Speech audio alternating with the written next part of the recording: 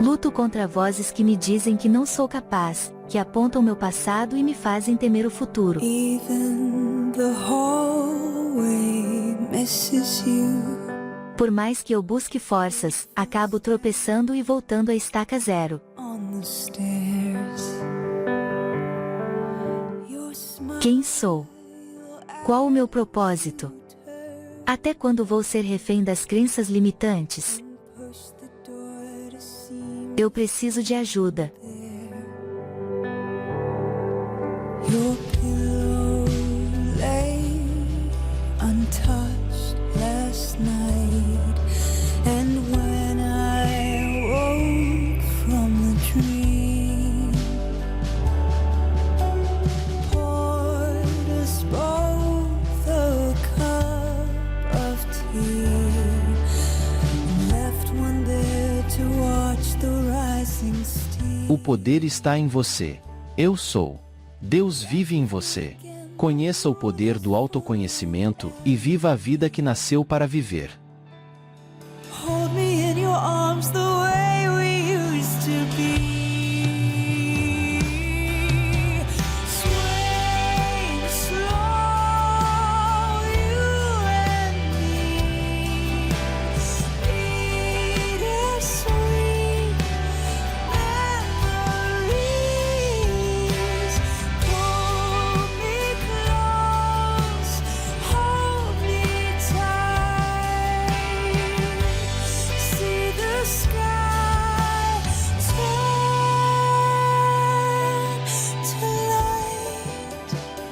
Quando falamos sozinhos e não somos honestos sobre o resultado, muitas vezes nos perguntamos, por que estamos fazendo as coisas desse jeito? Aprendi a criar tempo para me sintonizar com meu corpo físico desde cedo, dando-lhe o que precisa, seja movimento, alongamento, descanso ou simplesmente um momento consciente para estar comigo mesmo. A verdade é que o fracasso não é apenas uma questão de não alcançar o sucesso. O verdadeiro fracasso ocorre quando o sucesso não traz realização. Swaying slow, you and me. Bittersweet memories. Acredito que o autoconhecimento é fundamental não apenas para alcançar nossa maior eficácia pessoal, em alcançar nosso maior potencial, mas também é crítico na maneira como nos conectamos com outros, a maneira como podemos colaborar e gerenciar nossas emoções, gerenciar nossos gatilhos de autoconsciência é fundamental. Eu acredito que para alcançar nosso maior potencial, infelizmente acredito que nossa cultura tem autoconsciência estritamente definida. Saiba que seus pontos fortes desempenham um papel muito importante na sua vida. Vivemos no que eu chamo de cultura de buscadores de força. Todos recebem um incentivo, uma motivação para fazer o que tem que fazer. Seus pontos fortes são apenas metade de uma equação poderosa. Você precisa celebrar sua luz, você precisa entender sua escuridão. O que eu quero falar é que você precisa de autoconhecimento. Eu tinha 27 anos, eu era arrogante e ousado, cheio de ego, pronto para enfrentar o mundo. Só que houve um pequeno problema. Eu estava passando por um divórcio, mas meus amigos e minha família me garantiram que o que não te mata, te torna mais forte. Você já se sentiu como se não importasse o que acontecesse, por mais que você faça, parece que a cada passo que você dá para avançar, a impressão é que você dá um passo para trás? Você se sente como se houvesse algo dentro de você, que sempre parece estar impedindo de alcançar o que realmente quer. Se você se identifica com isso, então preste atenção. Só existe um principal motivo pelo qual as pessoas têm sucesso, mediocridade ou fracasso: seus pensamentos. A fórmula realmente é assim: seus pensamentos, eles o levam aos seus sentimentos, que levam às suas ações, que levam aos seus resultados. Eles são tão importantes quanto a ação, e o problema é que a maioria das pessoas tem dificuldades em agir. Elas pensam sobre isso, sonham e falam sobre isso, mas não conseguem manter seus pensamentos positivos por muito tempo. A única coisa que realmente impede você de conseguir qualquer coisa, eu repito, qualquer coisa que você quer na sua vida, é a dúvida, a preocupação e o medo. Quando você tenta sair da sua zona de conforto, uma pequena voz em sua cabeça lhe diz para parar ou desacelerar, ou não fazer isso. A diferença entre aqueles que conseguem e aqueles que falham são aqueles que podem controlar sua mente. Para isso, aprenda com quem tem sucesso, eles não deixam sua mente impedi-los de agir. Enquanto aqueles que falham nunca conseguem continuar acreditando, ficam refém da voz do medo em suas cabeças. E aí você pode me perguntar: o que fazer? O primeiro passo é se tornar ciente de que o propósito principal de sua mente é a sobrevivência. Ela está lá para te proteger, ela não está lá intencionalmente para ajudá-lo a ter sucesso, está lá para mantê-lo seguro. Então o passo número 1 é reconhecer que o que a voz em sua cabeça está realmente dizendo é que você deve ser forte para vencer o medo e a dúvida. O passo 2 é dominar sua mente, porque desta forma você vai dominar automaticamente toda a sua vida, seu dinheiro, seu sucesso, seus relacionamentos, sua saúde, sua felicidade e tudo o que desejar. Acho que a prática de reconectar-se levou bastante tempo, considerando que a desconexão emocional era um padrão arraigado na minha vida. Levei anos para realmente começar a perceber e reconhecer essa desconexão. Uma vez que comecei a me conscientizar disso, foi um processo gradual e contínuo para praticar a autoobservação e a mudança de foco da minha atenção. Não é algo que aconteceu da noite para o dia, mas sim uma jornada de autoconhecimento e autotransformação que ainda está em andamento. Acredito que, para muitas pessoas, quebrar padrões de desconexão emocional e aprender a se reconectar consigo mesmas pode ser uma jornada desafiadora, mas extremamente recompensadora em termos de crescimento pessoal e relacionamentos mais saudáveis. Desde a infância, independentemente do que você estivesse se protegendo, quanto tempo demorou para você sentir que está tudo bem e que não precisa mais pensar nisso? Tornou-se mais automático para você? Você se sente emocionalmente conectado? Levou meses, anos ou ainda é algo em que você precisa se concentrar diariamente? O que se tornou automático é a consciência da importância de verificar como está, embora conscientemente ainda haja momentos em que meu nível de estresse aumenta, especialmente quando estou ocupado com obrigações intermináveis. Eu me condicionei a sempre superar expectativas e priorizar ajudar os outros, começando logo de manhã com e-mails para responder, uma comunidade para cuidar e projetos para editar. Mas, ao invés de priorizar todas essas tarefas, aprendi a criar tempo para me sintonizar com meu corpo físico desde cedo, dando-lhe o que precisa, seja movimento, alongamento, descanso ou simplesmente um momento consciente para estar comigo mesmo. Há momentos em que não faço isso conscientemente, mesmo sabendo que me beneficiaria, e percebo que me torno mais distante e dissociado. Então, como podemos ser o amor que procuramos? Primeiro, precisamos descobrir qual ciclo precisamos quebrar. É como se precisássemos entender por que entramos no modo de luta ou fuga, ou por que reagimos da maneira que fazemos. Podemos nos tornar conscientes de nossos padrões recorrentes de comportamento em relacionamentos, simplificando-os para entender os papéis que desempenhamos. Isso pode incluir ser um superfazedor, um ocioso ou um cuidador, entre outros. Ao questionar nossos papéis principais nas relações, começamos a entender nossa verdadeira identidade.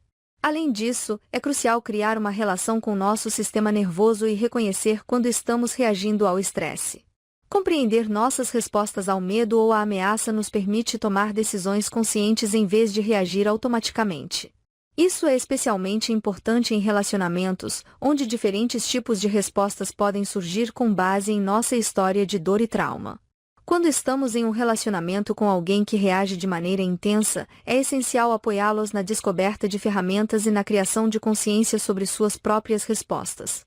No entanto, se o parceiro não estiver disposto a lidar com suas questões do passado, pode ser necessário buscar ajuda individual para aprender a lidar com as próprias emoções. Em última análise, a comunicação compassiva e a consciência emocional são fundamentais para navegar em relacionamentos complexos e superar padrões disfuncionais. É importante reconhecer que, mesmo que nossas respostas pareçam desproporcionais, elas são reais e têm raízes em experiências passadas.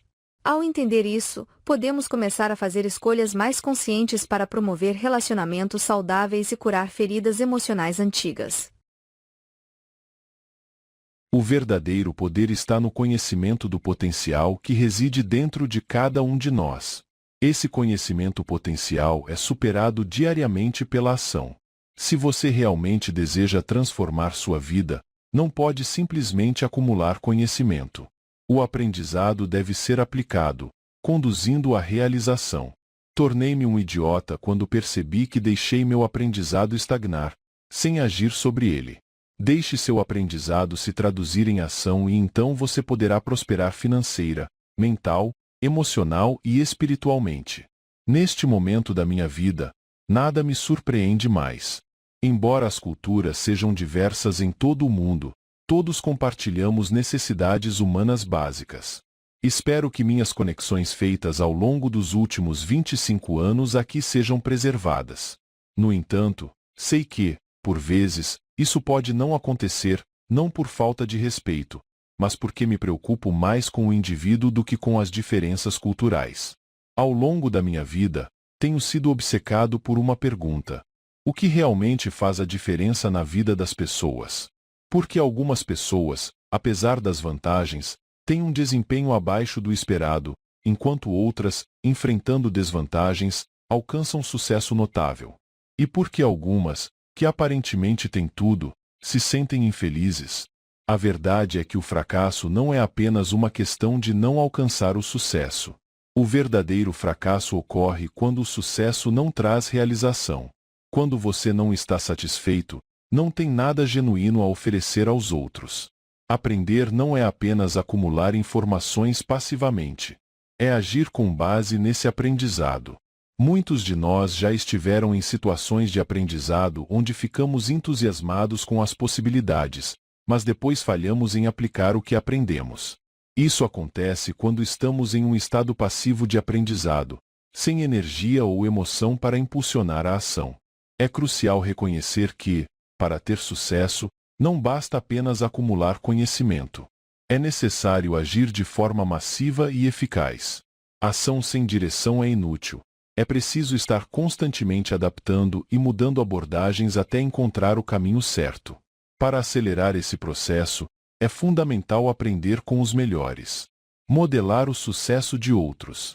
A riqueza vai muito além do dinheiro. Buscar enriquecer-se financeiramente é uma coisa, mas alcançar a riqueza emocional, espiritual e física nos relacionamentos é algo completamente diferente. Existem habilidades fundamentais que podem nos ajudar nessa jornada. A primeira habilidade é a arte da realização.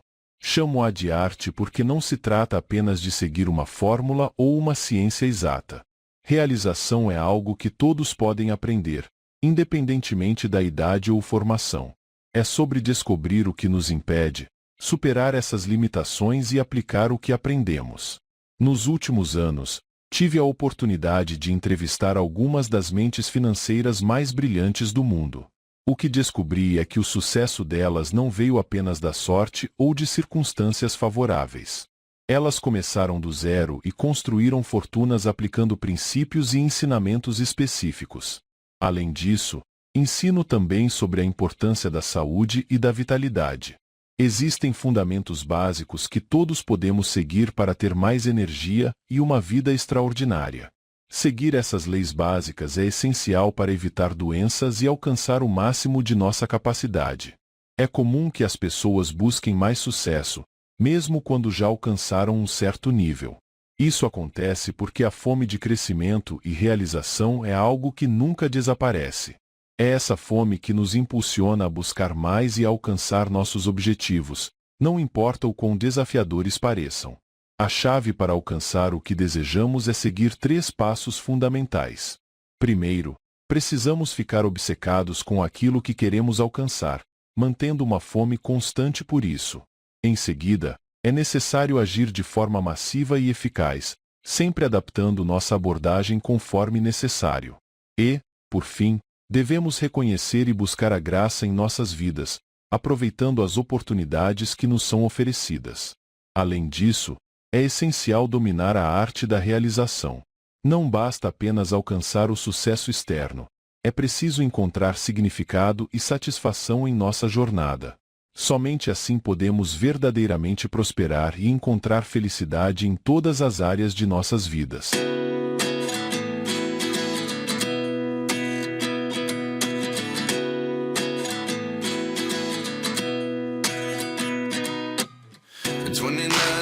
find myself wondering, what did happen to the last 10?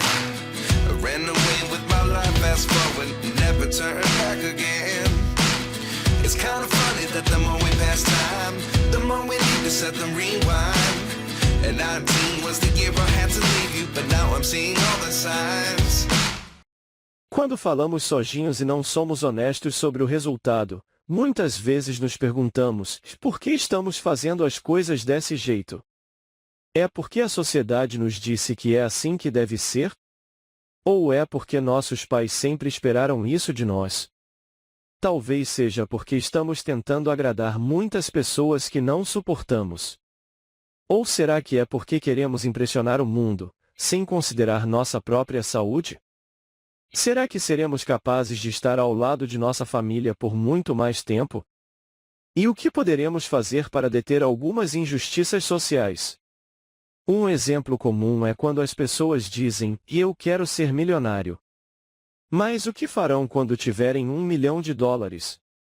Algumas pessoas dizem que continuarão ganhando dinheiro, mas quantos desses vencedores de loterias realmente mantêm sua riqueza? 3 anos após ganhar na loteria, 65% dos vencedores estão falidos. Isso também acontece com atletas e jogadores de futebol que deixam a liga após 3 anos. A diferença entre sucesso e fracasso muitas vezes reside em saber o porquê estamos fazendo o que fazemos. Se você não sabe para que serve $1 milhão, quando tiver, é fácil se perder. É essencial ter um propósito na vida. Lembro-me de um programa em que uma garota que vivia na natureza disse que costumava lutar em clubes e bares todos os fins de semana, até perceber que estava tão infeliz que precisava mudar. Ela começou a se dedicar a causas que amava e eventualmente mudou sua vida para algo que a realizava. Minha motivação sempre foi cuidar da minha família. Quando minhas filhas mais velhas nasceram, eu era pobre e sabia que precisava ganhar dinheiro para garantir que elas tivessem uma vida melhor. Hoje, com recursos disponíveis, meu foco mudou para dar mais amor à minha família, algo que nunca experimentei antes.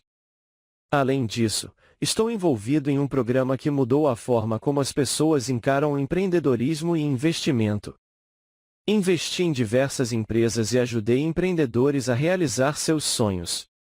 Faço parte da diretoria de uma fundação que combate o tráfico humano e salva animais. Meu objetivo é inspirar as pessoas a fazerem a diferença, não importa qual seja o desafio. Se não tivesse minhas filhas mais velhas, talvez não tivesse o mesmo desejo de construir um negócio bem-sucedido.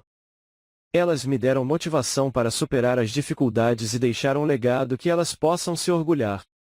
Quando olho para trás, vejo que as experiências da vida me ensinaram valiosas lições sobre negociação, empreendedorismo e o verdadeiro significado do sucesso. Afinal, o que é isso que chamamos de autoconsciência? É a capacidade de nos vermos claramente, entender quem somos, como os outros nos veem e como nos encaixamos no mundo. A autoconsciência nos dá poder. Podemos nem sempre gostar do que vemos, mas há um conforto em nos conhecermos. E na verdade há uma tonelada de pesquisas mostrando que pessoas autoconscientes são mais realizadas. Eles têm relacionamentos mais fortes. Eles são mais criativos. Eles são mais confiantes e melhores comunicadores. Eles são menos propensos a mentir, trapacear e roubar. Eles têm melhor desempenho no trabalho e são mais promovíveis. E são líderes mais eficazes com empresas mais lucrativas. No mundo da autoconsciência, existem 2 tipos de pessoas: aqueles que pensam que são autoconscientes, e aqueles que realmente são. É verdade. Minha equipe descobriu que 95% das pessoas pensam que são autoconscientes, mas o número real está mais próximo de 10 a 15%. Você sabe o que isso significa, não é? E você está certo. Talvez você não esteja sendo autoconsciente como pensava estar. A surpreendente realidade aqui está em pensar sobre nós mesmos, não está relacionado com nos conhecermos. Então, para entender isso, vejamos a pergunta introspectiva mais comum. Por que? Podemos estar procurando a causa do mau humor. Por que estou tão chateado depois daquela briga com meu amigo? Ou podemos estar questionando nossas crenças. Por que não acredito na vida após a morte? Ou podemos estar tentando entender um resultado negativo. Por que eu engasguei naquela reunião? Infelizmente, quando perguntamos por quê, a verdade é que o porquê não nos leva à verdade sobre nós mesmos. Isso nos afasta disso. Existem muitos motivos pelos quais esse é o caso a se pensar. Hoje vou te dar 2. Aqui está a primeira razão pela qual não devemos perguntar por quê. Pesquisadores descobriram que não importa o quanto tentemos, não podemos escavar nossos pensamentos, sentimentos e motivos inconscientes. Porque existe muita coisa escondida na nossa consciência, e por isso acabamos inventando respostas que parecem verdadeiras, mas que muitas vezes estão muito erradas. A segunda razão para não perguntar por quê é que isso nos afasta de nossa verdadeira natureza. Gostamos de pensar em nossos cérebros como supercomputadores, analisar racionalmente as informações e chegar a conclusões precisas. Infelizmente, não é isso que acontece. Então, se não deveríamos perguntar por quê, o que devemos perguntar? O correto é o que. Deixe-me dar a você alguns exemplos. Em vez de perguntar, por que eu sou assim? Pergunte, o que posso fazer para mudar? Isso muda tudo. O que é mais importante para mim? O porquê faz você se concentrar no problema enquanto o que mostra as possibilidades. Comece a pensar nisso. A vida sempre continua. Cabe a nós escolher aprender e crescer com nossos erros, com nossas tragédias e nossos sucessos. Uma das melhores citações que já ouvi sobre esse assunto é de Rumi. Ele disse: "Ontem eu era inteligente, então queria mudar o mundo. Hoje sou sábio, então estou mudando a mim mesmo." O poder do autoconhecimento vem de meditar. Meditação é o processo de preparar mente e corpo para o presente. Não me desconecto da minha prática meditativa até sentir uma profunda paixão pela vida, até que cada fibra do meu ser esteja impregnada com essa vitalidade. Não manifesto nada que não seja ilimitado até experimentar a minha própria expansão interior. Ao cultivar diariamente a sensação de liberdade sem limites, aprendo a reconhecer que são os pensamentos que dão origem às emoções, não o contrário. Muitas pessoas começam o dia revivendo os problemas do passado assim que acordam, presas em um ciclo de pensamentos que as mantém vinculadas a memórias dolorosas. Esses pensamentos evocam emoções que, por sua vez, reforçam esses padrões mentais. Ao invés de se libertarem desses padrões, algumas pessoas preferem se apegar a essas emoções familiares, mesmo que isso as torne infelizes, porque é o que conhecem. No entanto, a verdadeira prática da meditação envolve romper com esses padrões limitantes. Ao dedicar um tempo para treinar a mente e o corpo, podemos aprender a direcionar nossos pensamentos e sentimentos para o futuro que desejamos criar.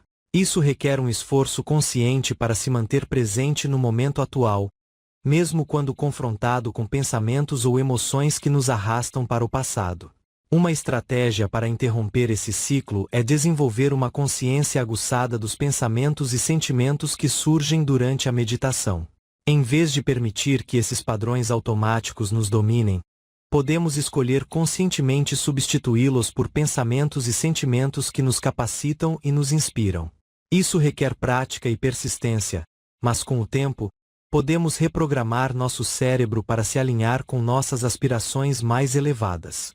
Além disso, é importante reconhecer que a verdadeira transformação vem do autoamor e aceitação. Ao invés de reprimir ou negar nossas emoções, devemos aprender a honrá-las e depois liberá-las. Isso não significa se afogar em sentimentos negativos, mas sim reconhecê-los como parte do nosso processo de crescimento e evolução. Em última análise, a meditação não se trata apenas de encontrar paz interior, mas também de criar uma vida que reflita nossa verdadeira essência. Ao cultivar uma profunda conexão com nosso eu interior e com o universo ao nosso redor, podemos manifestar uma realidade que transcende nossos medos e limitações autoimpostas. Você é o ser mais magnífico deste mundo. É você. E se não quiser acreditar em mim, talvez acredite em Deus. Porque hoje, você é mais do que verdadeiro. Não há ninguém vivo que seja mais importante que você. Se você abrir sua mente e acreditar muito mais em si mesmo, como seria o seu mundo? O que seria possível se você acreditasse que é realmente magnífico? Se você confiasse em sua capacidade de superar desafios e obstáculos? Se você acreditasse em um potencial e possibilidades ilimitados? E se você acreditasse que tem a capacidade de moldar e criar sua própria realidade? Você está disposto a se comprometer consigo mesmo? Está disposto a se dar permissão para ser a melhor versão de si mesmo? Atrás de mim está o momento em que conquistei meu 7º título mundial. Tive que acreditar na melhor versão de mim mesma para alcançá-lo. Foi quando entrei nos livros de história como a surfista mais bem-sucedida de todos os tempos. Percebi que precisava acreditar em mim mesma e confiar em meus instintos e habilidades. Acreditar na facilidade e graça em vez de apenas na luta e nos problemas. Oprah Winfrey disse uma vez, e todos os líderes inovadores concordam, você não manifesta o que deseja, mas sim o que acredita. Quando cresci em Manley Beach, era a única garota surfista. Encontrei um lugar onde me sentia confortável, cercada por pessoas que acreditavam em mim. Aos 4 anos, comecei a surfar, dominando as ondas aos 6 ou 7 anos. Acreditava que podia ser uma campeã mundial, mesmo quando outros duvidavam. Quando tinha 8 anos, meu pai me disse que era adotada. Isso abalou minhas crenças sobre meu valor e amor. Mas escolhi acreditar que poderia superar essa adversidade. Decidi me tornar uma campeã mundial para provar que era digna de amor e sucesso. Anos depois, quando decidi me tornar uma surfista campeã mundial, comecei a visualizar meu sucesso. Anotei meus objetivos e compartilhei com aqueles que me apoiavam. Sabia que precisava mudar minhas crenças autolimitantes. Deixei de lado o medo do abandono e da rejeição. Em vez disso, escolhi acreditar em mim mesma, confiar em meus instintos e persistir, não importa o que. Ao longo dos anos, enfrentei desafios e contratempos, mas nunca desisti. Mesmo quando perdi meu amor próprio e caí em um estado de depressão, encontrei força para superar. Aprendi a ser consciente das minhas crenças e a escolher palavras e pensamentos positivos. Graças ao apoio daqueles ao meu redor e à minha determinação, conquistei 6 títulos mundiais consecutivos. Mas o sucesso não veio sem sacrifícios. Aprendi que o verdadeiro sucesso não é apenas alcançar seus objetivos, mas também viver uma vida equilibrada e significativa.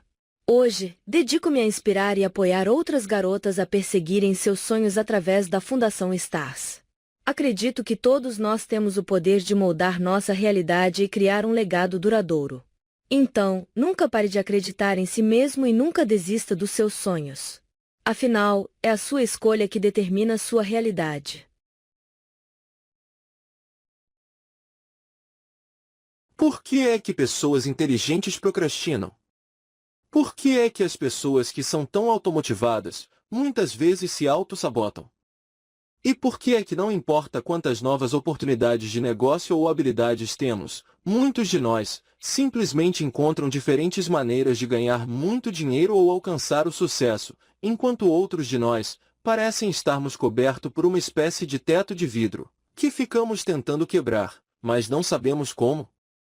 Agora, o que sabemos é que isso não está na falta de recursos ou oportunidade. Vivemos num momento da história em que existem mais recursos e oportunidades do que nunca antes. Na verdade, há muitas pessoas que têm acesso a recursos e oportunidades que realmente nunca foram vistas antes. E ao dar uma olhada na vida, muitos veem resultados medíocres ou decepcionantes. Há outras pessoas que não possuem acesso, na verdade, praticamente nenhum recurso ou oportunidade, e, contra todas as probabilidades, saem e criam a magia do sucesso, enquanto para o resto de nós, cabe apenas ficarmos boquiabertos. Pense em pessoas como o Coronel Sanders, que se aposentou e quebrou aos 65 anos antes de iniciar o KFC, ou Oprah Winfrey, Helen Keller, ou mesmo Albert Einstein, que abandonou a escola aos 15 anos e foi reprovado no vestibular para o Politécnico de Zurique. Então, se você ainda viver tentando superar desculpas de que recursos e oportunidades são a razão pela qual você não é bem-sucedido, vá estudar qualquer uma das vidas dessas pessoas. Elas nos mostram que a verdadeira diferença está em como escolhemos responder aos desafios que enfrentamos na vida. A verdade é que o cérebro humano é programado para o conforto, enquanto a essência do que nos faz crescer, alguns diriam que nossa alma, é programada para o crescimento. E é a gestão dessa tensão dinâmica, entre o quão bom é a sensação de zona de conforto e o inato, chamado do nosso potencial, que nos causa frustração que mantém muitas pessoas na roda de hamster da mediocridade. Então, como podemos desvendar isso? Bem, vamos olhar para o cérebro humano. Veja, o que nos separa de quase todos os outros animais é a maior conquista da biologia humana, o córtex pré-frontal, antes conhecido como neocórtex ou lobo frontal. E esse neocórtex opera de forma corajosa, em uma onda cerebral de alfa ou beta. No entanto, um dos desafios é que ele não é ativado até termos cerca de 7 anos. Veja, as crianças operam em diferentes teatros sem pensamento crítico. É por isso que os bebês dormem tanto. As crianças vivem em um mundo mágico de fantasia onde estão operando um teatro sem pensamento crítico. Mas isso também significa que as crianças são muito impressionáveis. Aristóteles é amplamente citado como tendo dito: "Me dê a criança por 7 anos, e eu lhe darei o homem." Mas o que acontece quando detalhamos o porquê é tão importante? Por que procrastinamos ou nos auto-sabotamos? Vou dar um exemplo. Imagine que um pai leve seu filho, Johnny, às compras. Johnny vê um brinquedo e pede ao pai para comprá-lo. O pai, ocupado e preocupado, diz não. Mas o que Johnny ouve não é um não temporário, mas sim uma rejeição pessoal. Isso pode levá-lo a acreditar que não é bom o suficiente e a viver inconscientemente representando esse comportamento. Essa é apenas uma das muitas formas como nossos padrões de pensamento inconsciente podem nos sabotar. E é por isso que é crucial trabalhar para mudar esses padrões, assumir o controle do ambiente em que nos encontramos e buscar orientação para entender e mudar esses padrões profundamente enraizados. Ao fazer isso, podemos começar a desvendar as complexidades da mente humana, encontrar o equilíbrio entre conforto e crescimento, e nos capacitar a alcançar nosso verdadeiro potencial.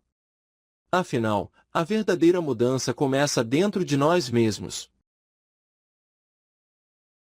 Tudo se resume a duas coisas: as imagens que você cria em sua mente e as palavras que usa, sobretudo a cada minuto de cada dia. Resumindo, são apenas duas coisas: as imagens que você forma em sua mente e as palavras que profere. Mas você pode simplificar ainda mais: esqueça as imagens, porque as palavras as criam. Muitas pessoas dizem que não são visuais e não conseguem imaginar as coisas, mas é só pensar em qualquer coisa. No entanto, você não pode pensar em um boneco de neve laranja, especialmente não em um com a neve da mesma cor da cenoura do nariz. Você vai pensar em um boneco de neve laranja quando ouvir as palavras, porque elas criam imagens. Quando você diz "não pense em cair", você vai pensar em cair. Eu remo todos os dias e percebo que, se digo "estou balançando aqui, vou cair", eu nunca caio, porque não penso em cair, penso em equilíbrio e o quanto gosto dele. Mas quando você diz uma palavra, cria uma imagem, e até mesmo as palavras que usa na frente das outras formam uma imagem. Você pode dizer "isso está me deixando louco", "estou ficando louco". Há uma imagem, ou pode dizer "é um desafio", "é interessante", "é uma oportunidade", porque essas palavras não criam imagens. Quando você diz "estou com uma dor de cabeça insuportável", está criando uma imagem. Ou pode dizer "tem uma coisinha aqui", "é uma coisinha", não é ótimo? Mas e daí? Quando você diz "estou morrendo de fome", é isso que as pessoas fazem quando entram em casa: "estou morrendo de fome, podia comer um cavalo". Veja o que está fazendo.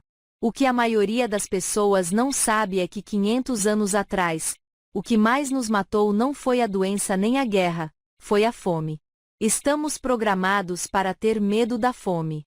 Então, quando você diz ao seu corpo estou morrendo de fome, eu poderia comer um cavalo, sua mente diz: ah, isso é perigoso, pode te matar. Vou regular o que você come, mas se você disser que está morrendo de fome, vou colocar isso em espera para que você possa comer.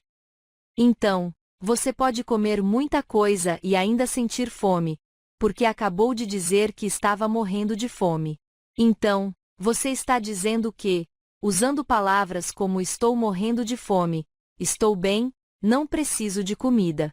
Tudo o que você diz vai se manifestar no corpo. Como poderia mudar isso? Estou realmente morrendo de fome? Acho que nunca passei por isso. Quer dizer, já senti fome, mas estou realmente morrendo de fome. Nunca passei fome. Eu poderia realmente comer um cavalo. Claro que não comeria. Estou mesmo morrendo de fome. Isso leva pelo menos 12 dias, ou até mais.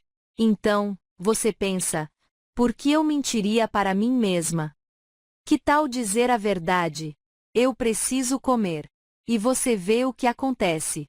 É que talvez você esteja dirigindo para casa ou talvez esteja na estação de trem, e diz, estou morrendo de fome. Sua mente pensa, há uma máquina de Kit Kat bem ali, você deveria comer 3 desses e talvez algumas jujubas e batatas fritas também. Eu sou sua mente, meu trabalho é te manter vivo. E você acabou de dizer que está morrendo de fome. Porque o trabalho da sua mente é ouvir suas palavras e é um ótimo trabalho, é contar coisas melhores para a sua mente. Então, ao invés disso, você diz estou com fome, preciso comer, mas tenho frango em casa, tenho verduras. Posso esperar 1 hora e comer melhor. E todos nós temos que dizer isso. Estou com fome, mas estou optando por esperar 30 minutos por uma comida melhor. É a mesma coisa em um restaurante. Mas quando vou a um restaurante, não sinto fome. Quando me sinto, eles trazem uma cesta de pão, e penso, ah, preciso disso. E eu poderia ter comido tudo de uma vez, até aprender a dizer, estou escolhendo esperar meia hora e comer essa comida tão boa que pedi. Mas você tem que falar consigo mesmo. Todos nós aprendemos que, se você puder conversar com seus clientes, terá um ótimo negócio. Se puder conversar com seus filhos, será um ótimo pai. Mas ninguém diz que você tem que conversar consigo mesmo. Essa é a conversa mais importante que você terá na vida, aquela que tem consigo mesmo. Esse relacionamento está me matando. Estou morrendo com a minha carga de trabalho. Isso não é verdade, porque você não diz a verdade. Que esse trajeto é um desafio. Tenho todos esses livros de áudio para ouvir. Tenho alguns lanches no meu carro. Estou preparado para o desafio. O trabalho da sua mente é te manter vivo no planeta. O que acontece quando a gente diz isso está me matando repetidamente? Quer que a gente manifeste fisicamente o trabalho da sua mente é te manter vivo no planeta. Na verdade, a mente não se importa se você está feliz. E as pessoas pensam que o trabalho da minha mente é me fazer feliz. Não, não é. É fazer você viver o suficiente para se reproduzir. O trabalho de nossa mente é um pouco confuso para nossa mente, mas somos um povo ancestral em corpos muito modernos. E quando você diz meu trabalho está me matando, é assim. Não vá para aquele lugar chamado emprego. E se você continuar indo para aquele lugar chamado emprego e continuar dizendo que está te matando, vou te dar uma bela úlcera. Vou mantê-la em casa. Algumas pessoas falam preciso de uma semana na cama, e então ficam gripadas. Então agora elas recebem uma semana na cama. Preciso sair daquela reunião. Então ficam com uma diarreia crônica. Sua mente foi projetada para te manter vivo. Por isso tudo o que você pensa e fala terá como prioridade a sua proteção. Podemos influenciar os pensamentos que surgem em nossas mentes, embora não saibamos ao certo porquê. Por exemplo, podemos estar caminhando na rua e de repente ter um pensamento sombrio, ou ter um pensamento positivo sobre algo completamente diferente. Não temos controle total sobre os pensamentos que surgem, mas temos controle sobre como lidamos com eles quando aparecem. Podemos escolher mergulhar nesses pensamentos ou afastá-los. Por exemplo, estou em Los Angeles longe da minha família, e enquanto caminho pela rua, penso na minha filha mais nova que tentou me ligar pelo FaceTime às 4h30 da manhã. Isso me deixou feliz, apesar de inapropriado. Optei por me envolver com esse pensamento, mas também poderia ter escolhido me afastar dele. Há diversas maneiras de lidar com os pensamentos quando surgem, e é aí que entra o controle. Muitas vezes não somos ensinados a gerenciar nossos pensamentos de forma sistemática, o que considero um problema. Os pensamentos não nos definem, a menos que permitamos que eles nos definam. Podemos ser estratégicos quanto a isso. Podemos permitir que certos pensamentos nos definam, como características positivas, enquanto nos distanciamos de pensamentos autodestrutivos. É importante entender que as emoções negativas não são algo que devemos evitar a todo custo. Elas nos fornecem informações valiosas que podemos usar para nos adaptar e crescer. Por exemplo, a dor física nos alerta sobre danos ao corpo, e a ansiedade nos impulsiona a nos preparar para desafios futuros. No entanto, quando essas emoções se tornam crônicas, entramos em um ciclo de ruminação que pode ser prejudicial. Uma das maneiras de lidar com esses pensamentos é através do distanciamento temporal, ou seja, olhar para a situação de uma perspectiva futura. Isso nos permite perceber que a situação atual é passageira e nos dá esperança para o futuro. Além disso, podemos usar a conversa interna distanciada, falando conosco mesmos como se estivéssemos aconselhando outra pessoa. Isso muda nossa perspectiva e nos ajuda a sair do ciclo de ruminação. Outra ferramenta útil é compartilhar nossos pensamentos com outras pessoas, mas é importante que essas conversas não sejam apenas sobre reviver o que aconteceu, mas também sobre ampliar nossa perspectiva e buscar soluções. Empatia e escuta profunda são essenciais nessas conversas.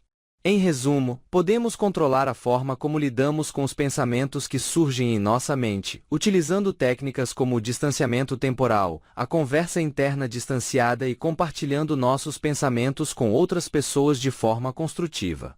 Estas são algumas maneiras simples de prevenir que nossa mente nos domine. Is this really happening? I can't believe it's true. I'm just as surprised as you. Is this really happening? I can't be too sure, but one day I'll be yours again. Opa, doutor Valdir, bom dia. Gustavo aqui. Só passando para falar pro senhor e, né, tipo, agradecer o senhor pelas nossas conversas, né? Eu dei uma sumida esses tempos por causa da autoescola e eu tô no processo ainda das aulas. E, mas para agradecer mesmo o senhor pelas conversas que a gente teve, porque de fato teve ali uma direção ali no meu pensamento, né? Por mais que às vezes para mim seja difícil de um jeito geral me expor, falar coisas de mim para as pessoas, né? Eu procurei de mente aberta ali e confiar no seu processo, né? E em nenhum momento o senhor sempre deixou claro ali que não ia falar como eu tinha que agir, não ia falar o que eu tinha que fazer, mas me ajudou a ver coisas, né, com uma outra ótica e, tipo, pô, isso daí pra mim foi importante, né? E aconteceu algo muito simbólico, né, que eu estava querendo contar para o Senhor desde o dia que ocorreu. Em uma dessas nossas conversas que a gente teve, eu lembro que o Senhor perguntou sobre uma coisa que eu gostava, que eu era apegado, e aí eu usei exemplo a minha garrafa, né, minha garrafa de vidro que eu gostava, e eu não tenho mais ela agora, né. Acontece que um certo dia eu tava com a bolsa entreaberta, né?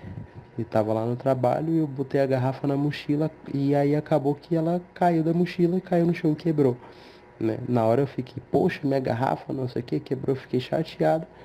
Mas depois que eu fui juntar, né, eu parei com papel, eu passei o papel e aquela garrafa ela tava suja, né? Por dentro ela tava suja aquilo na hora foi muito simbólico para mim, né? Tipo, na hora eu lembrei da nossa conversa e a garrafa, pô, eu tava tomando uma água que não era legal, né? E eu gostava da garrafa, mas era uma coisa que não tava fazendo bem, né? Então a melhor coisa para mim foi aquela garrafa ter quebrado mesmo, né? E, e tipo, esse tipo de coisa é muito curioso quando acontece, né? Hoje eu digo pro Senhor que eu tenho um motivo para acordar e querer continuar, por mais que eu ache que muitas coisas no mundo do jeito que ele é, acho que tá errado. Todo mundo, muita gente não sabe o que faz, mas eu digo que o sentido máximo para mim até agora da vida não é tipo ter um carro, ter uma casa própria, esse tipo de coisa mais banal. Eu penso mais que até agora o que mais faz sentido é servir as pessoas, né? É a única coisa que fez algum sentido até agora. E as nossas conversas, somando com coisas que me aconteceram, coisas que eu fui pensando e lembrando e me ocorrendo, fez eu chegar nessa conclusão. Então, de novo, Senhor, obrigado.